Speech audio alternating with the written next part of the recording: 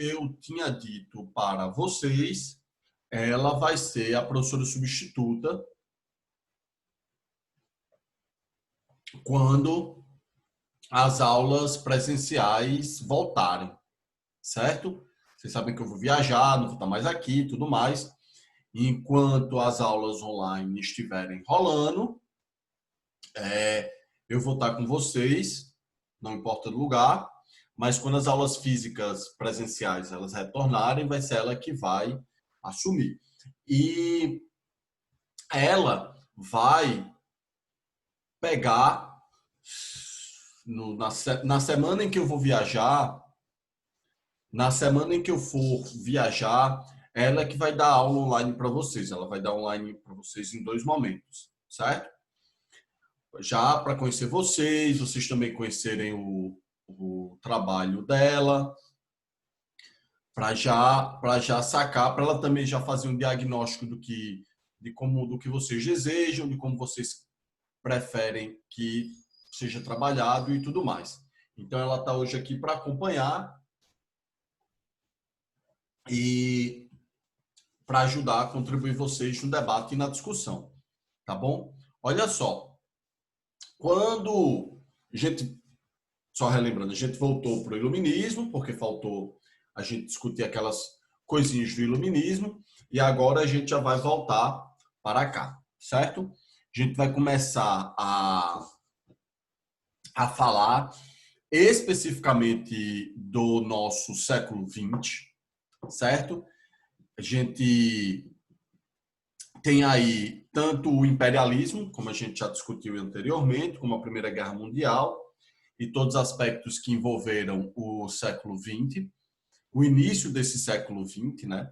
E aparenta, né, a um processo histórico, a uma composição histórica muito parecida do que a gente tem da virada do século XIX para o século XX e o que está acontecendo agora, né, da nossa virada do século XX para o século XXI.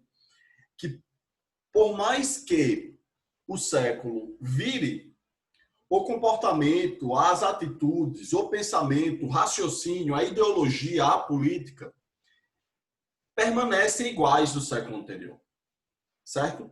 Então, desculpa, Nutella, quando a gente está falando da mudança do século XIX para o século XX, quando chega 1901, 1902, 1903, 1904, até 1914, os acontecimentos desse novo século eram muito parecidos com o que a gente tinha durante todo o século XIX, certo? O comportamento imperialista,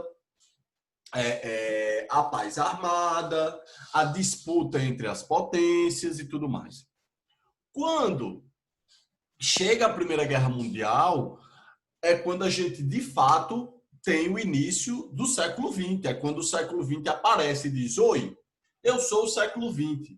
A partir de agora, nós vamos passar por um conjunto de transformações enormes que vão caracterizar um novo estilo de vida e uma nova forma de pensar de vocês. É isso que acontece no século XX, certo? Quando a Primeira Guerra Mundial explode, a gente começa a ter o desencadeamento de tantos processos históricos, políticos e etc., que há uma transformação do século XX. Há o nascimento de algo novo, digamos assim.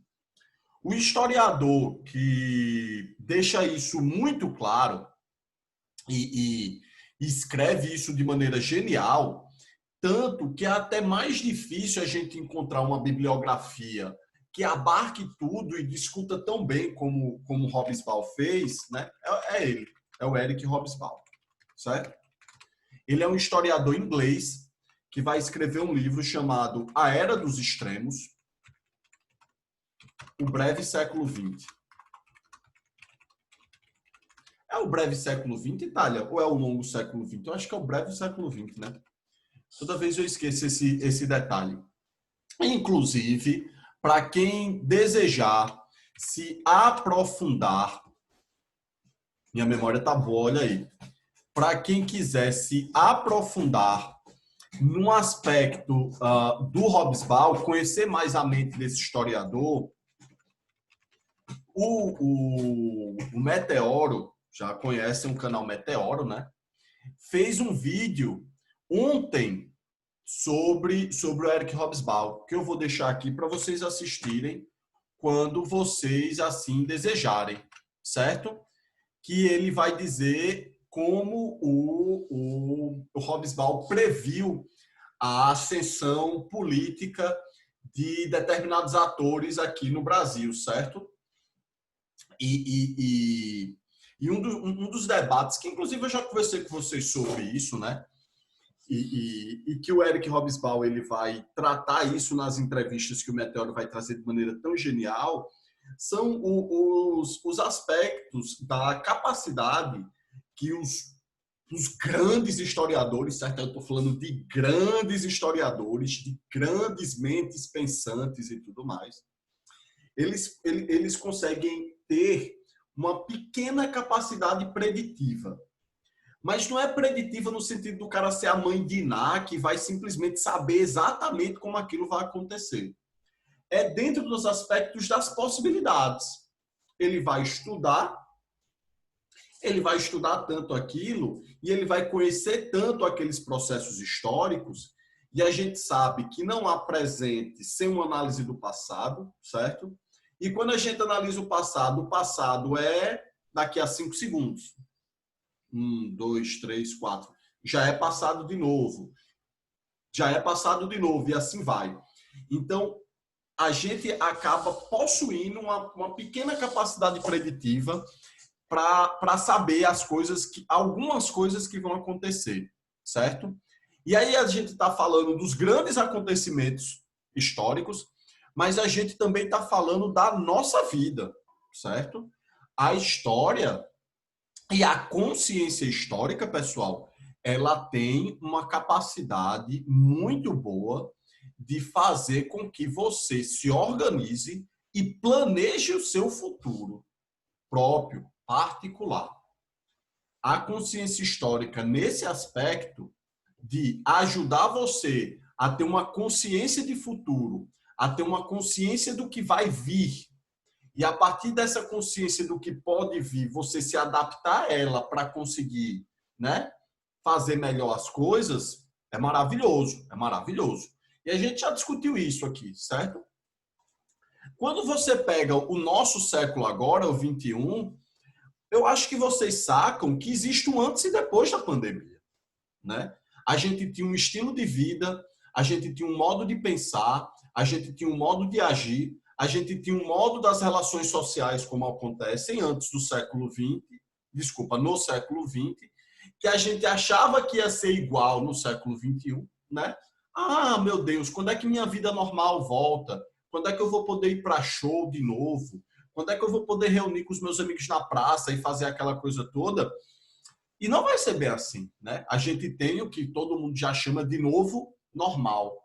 Esse novo normal é exatamente o que aconteceu entre o século XIX e o século XX e está acontecendo entre o século XX e o século XXI por causa da Covid-19, certo?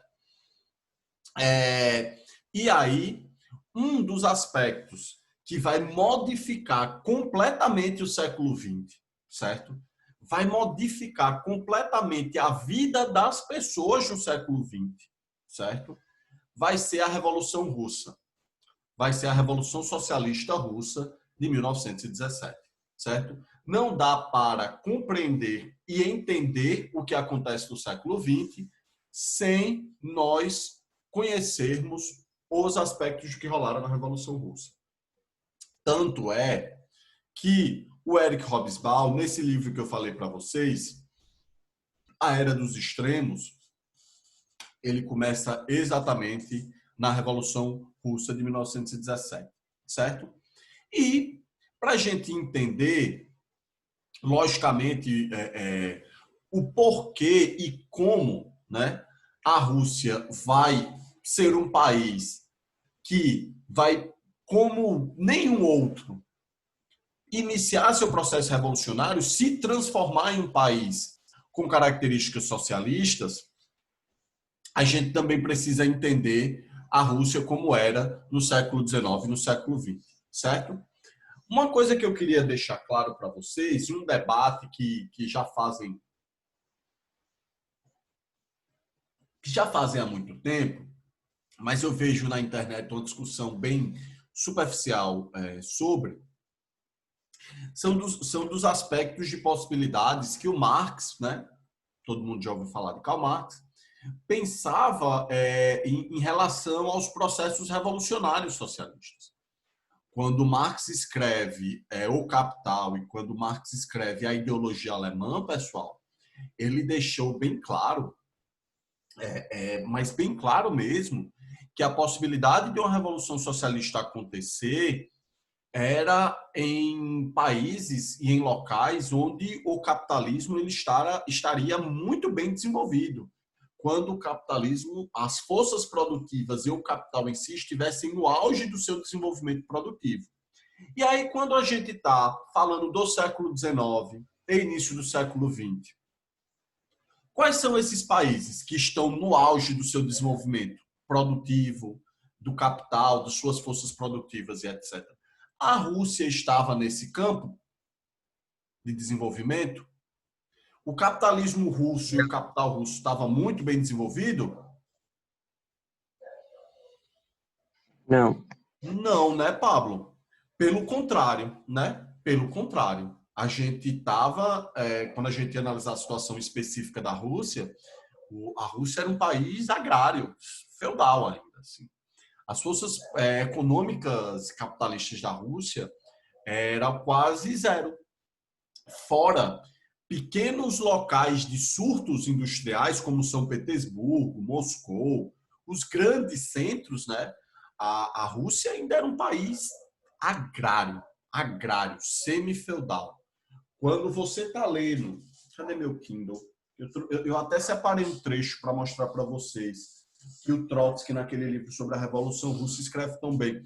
Mas, enfim, quando a Revolução Russa começa, pessoal, a Rússia ainda vivia uma estrutura feudal, onde grandes fazendeiros e grandes senhores controlavam a população pela terra. Isso é feudalismo, certo? Isso não é capitalismo, assim, né? No sentido em que o Marx está falando da revolução, certo? Então, o Marx, quando pensou no processo revolucionário, ou desenvolveu essa teleologia dele, ele estava falando de Inglaterra, certo? Que era a maior potência econômica do mundo naquele período. Ele estava falando da Alemanha, que também era uma das grandes potências econômicas do período. Ele estava falando de França. Ele em nenhum momento concebeu e imaginou que uma revolução socialista poderia acontecer em um país onde as forças produtivas capitalistas fossem tão pequenas e tão incipientes. Ok? Esse é o primeiro ponto que eu quero que vocês tenham em mente. O processo revolucionário russo, ele é tão único, tão sui generis, tão especial nesse aspecto, certo? Nesse aspecto mesmo, que nem os principais pensadores socialistas imaginaram que iria acontecer. É só quando o negócio estava rolando que a galera parou e pensou: meu irmão, isso é possível? Em nenhum momento Marx disse isso e está rolando, saca? Eu estou falando isso também para que vocês compreendam e posicionem o Marx como um pensador do século XIX, ok?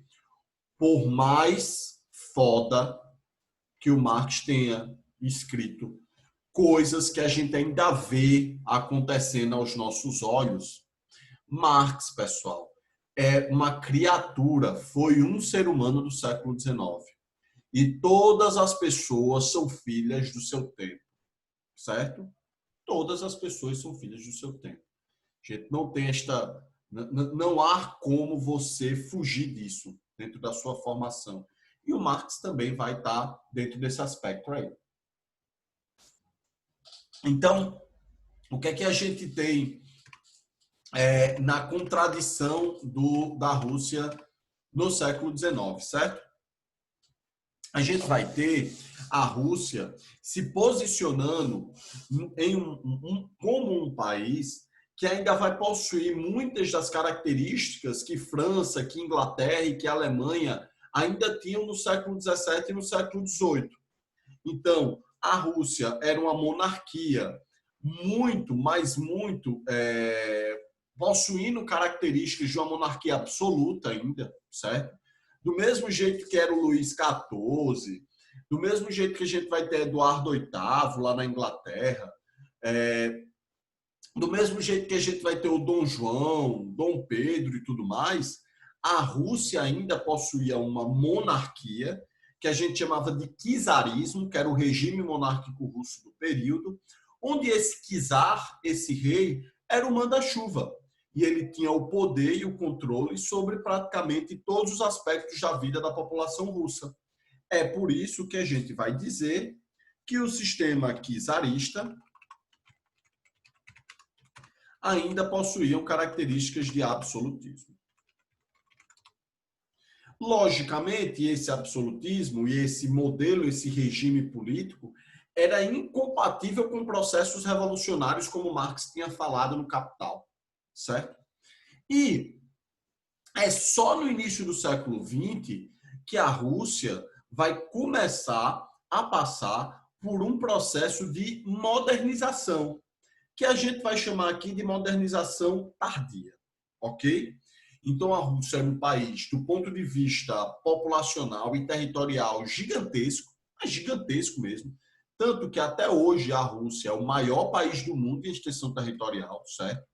Se você pega a Rússia, a extensão territorial da Rússia, e você traz ela para a Europa, você bota dentro da Europa e ainda vai sobrar muita coisa, mas ela ainda possui ainda essas características feudais, né? Semi-feudais, ok? Então, o processo de industrialização russa que vai acontecer no século XX vai ser centralizado, ok, em alguns centros urbanos. E esses centros urbanos vai começar a ter a formação de um novo tipo de trabalhador, de um novo tipo de contingente populacional, que são os operários, né, pessoal? O operário, o trabalhador urbano, ou o que a gente vai chamar de proletário, ok? Sem industrialização, não existia esse tipo de população, certo? Vou só repetir para vocês compreenderem comigo como estava focalizado um pouco do raciocínio marxista de processos revolucionários no país. O Marx acreditava que quem iria fazer o processo revolucionário, quem iria criar o processo revolucionário, seriam os proletários. Os proletários seria o espectro, né? O grupo da população. Tem alguém cortando árvore aqui, que está um barulho imenso. Deixa eu fechar a janela aqui.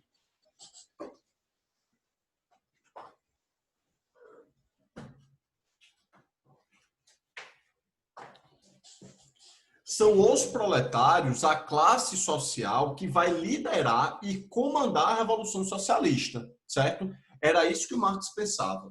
Então, quando você ia na Inglaterra, você já tinha a força operária e o grupo, né, os sindicatos, os operariados, a classe proletária organizada desde a Revolução Industrial, desde o início da Revolução Industrial de 1767, pessoal.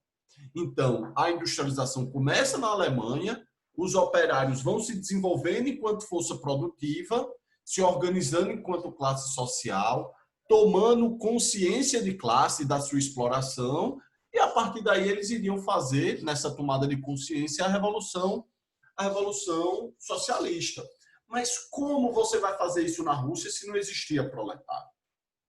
Certo? Então, esse é o primeiro aspecto que eu quero frisar para vocês de como o processo revolucionário russo ele é único ele é sui generis, ele foi imprevisível e completamente imprevisível para a galera da sua época.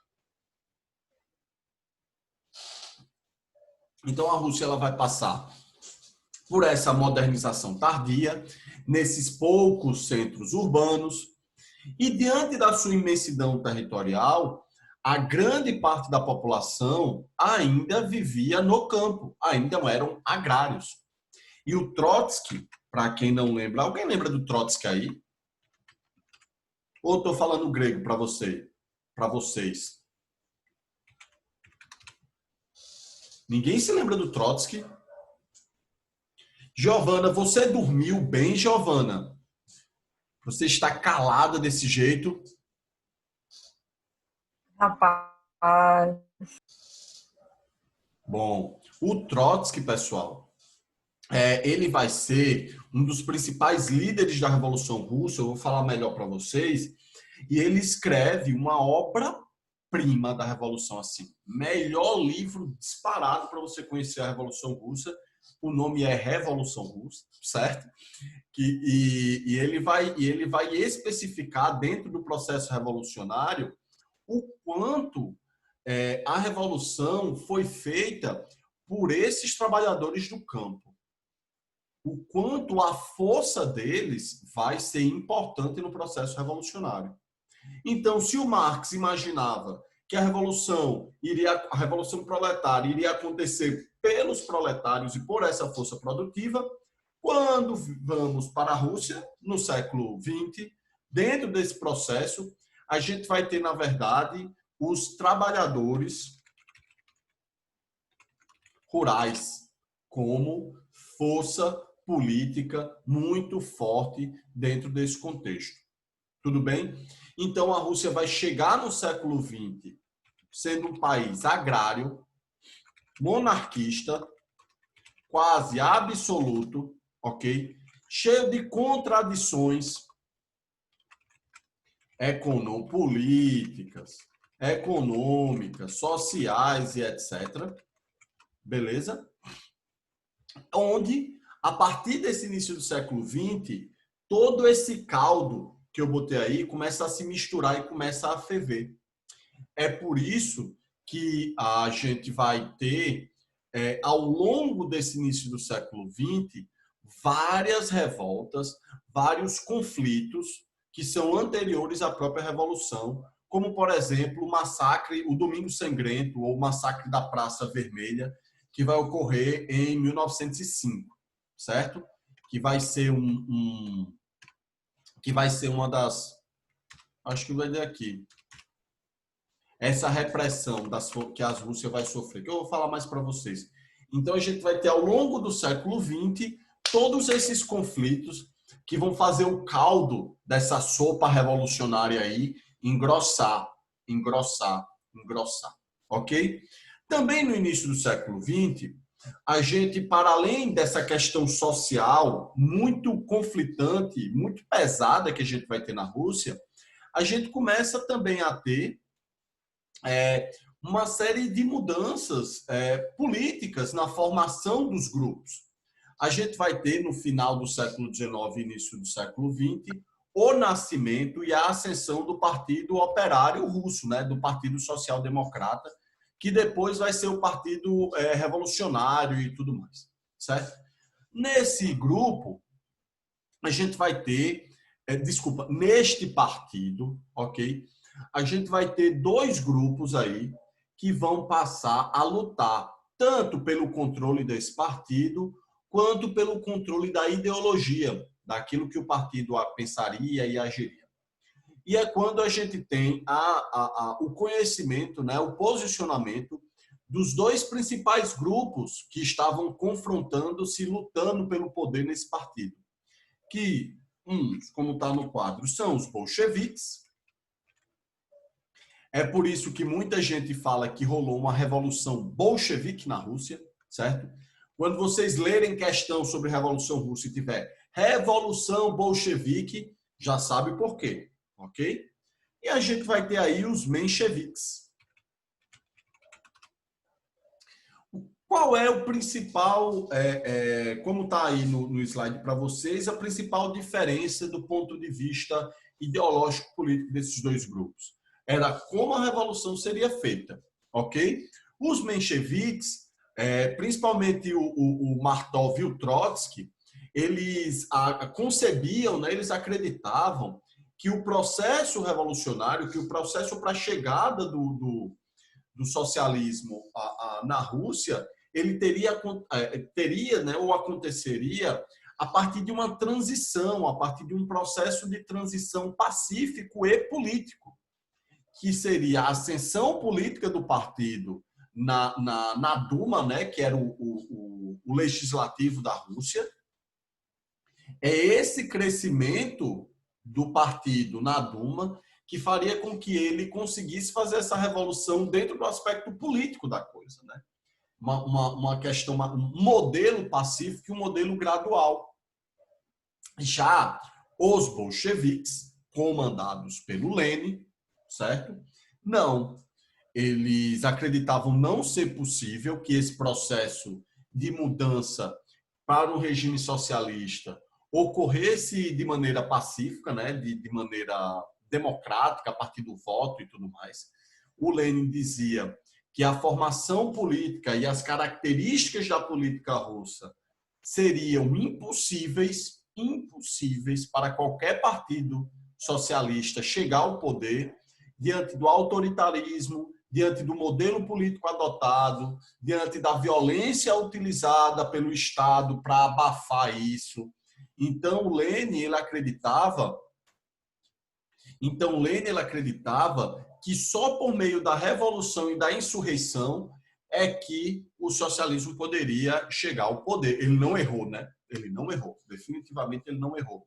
Por quê? Porque quando a gente chega em 1905, pessoal, que a gente vai ter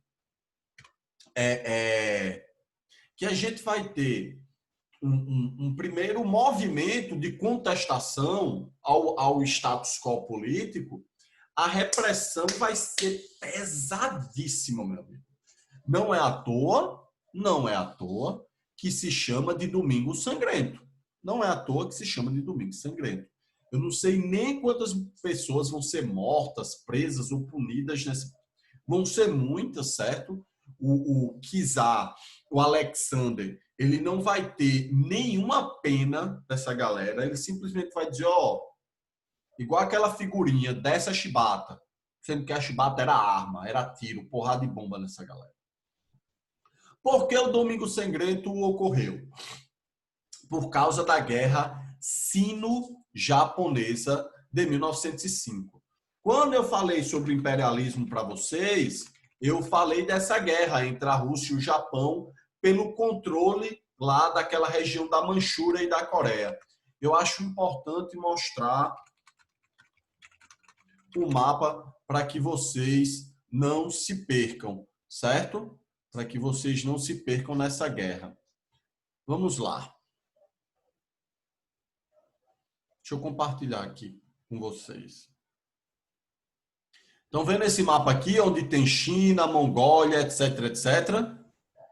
Todo mundo está vendo esse mapinha aqui?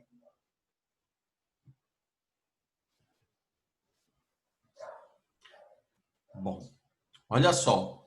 Olha o tamanho da Rússia, olha o tamanho dessa coisa aqui.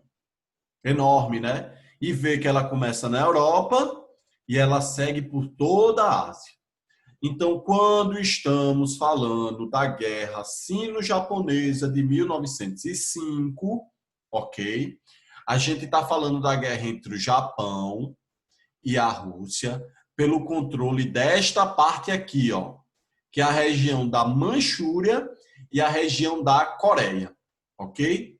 Essa região aqui que eles lutaram, foi essa região aqui que os japoneses venceram, certo? A Rússia foi derrotada nessa guerra, a Rússia foi humilhada nessa guerra, certo? E essa derrota teve um peso, logicamente, gigantesco, tanto para o poder do czar quanto para o próprio regime político russo daquele momento, certo?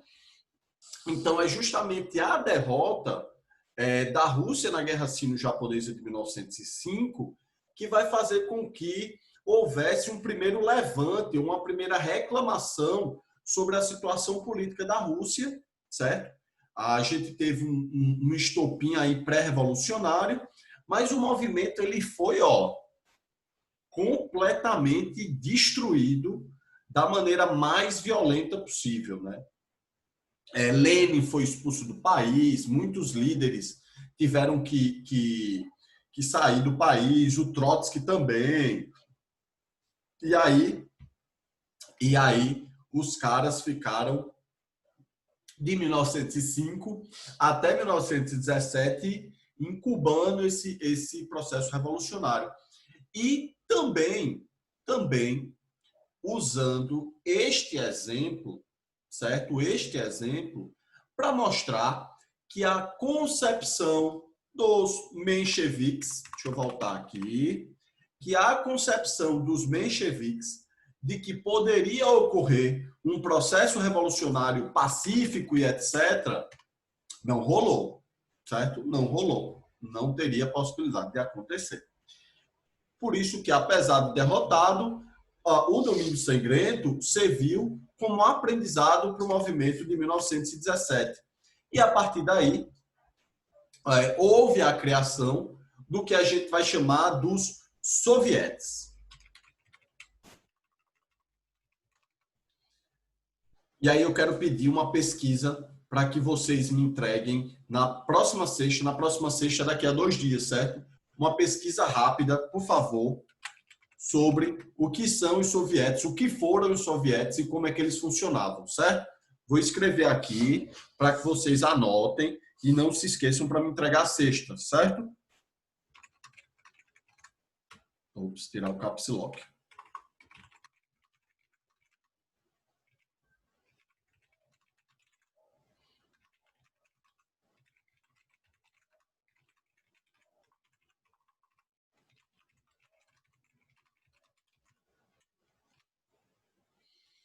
Beleza? O que foram os sovietes, pessoal? Os sovietes foram pequenos comitês de trabalhadores de bolcheviques que se organizaram em todos os lugares do país, em vários lugares do país, na qual a principal razão da existência deles era justamente de se organizar para um processo revolucionário, certo?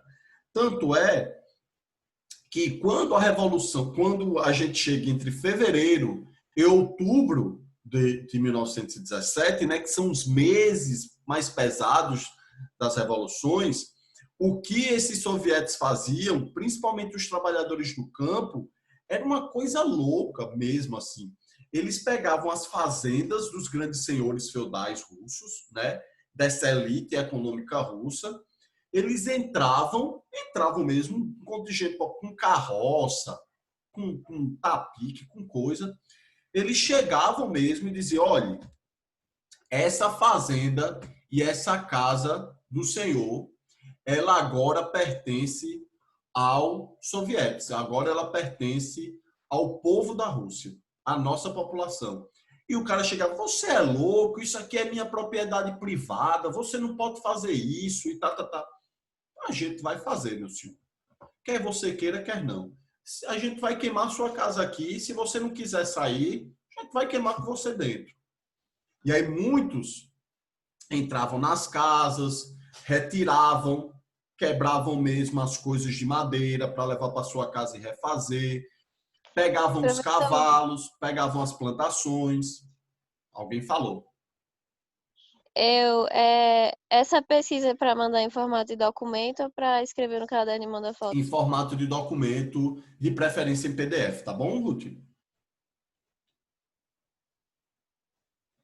E aí, essa galera esses sovietes é quem, de fato, ele vai sustentar a revolução e todos esses aspectos que a revolução vai manter por todo o território russo, esse território gigantesco, né?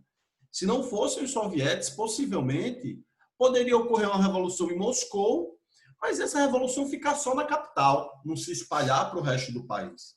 Então, a criação do soviete é um dos aspectos mais importantes dentro da Revolução Russa, de 1917, ok? E o segundo ponto é justamente que o parlamento russo, né, o legislativo russo, que a gente chama de Duma, né, vai passar após 1905 a ter um poder maior. O poder do czar ele vai diminuir nisso. Logicamente, dar mais poder para a Duma, dar mais poder ao parlamento, não significa que os revolucionários soviéticos conseguiram impor um certo controle nesse período, né? Só significa que o poder do czar ele diminuiu. Ok? Tranquilo? Deixa eu passar aqui. Para a gente compreender já o que vai acontecer em 1917, a gente vai também ter que entender um pouco sobre como é que vai ser a participação da Rússia e como era a situação da Rússia nessa Primeira Guerra Mundial. Eu vou sair e vou voltar e vou pedir para vocês voltarem já, certo? Porque só falta um minutinho. Até já.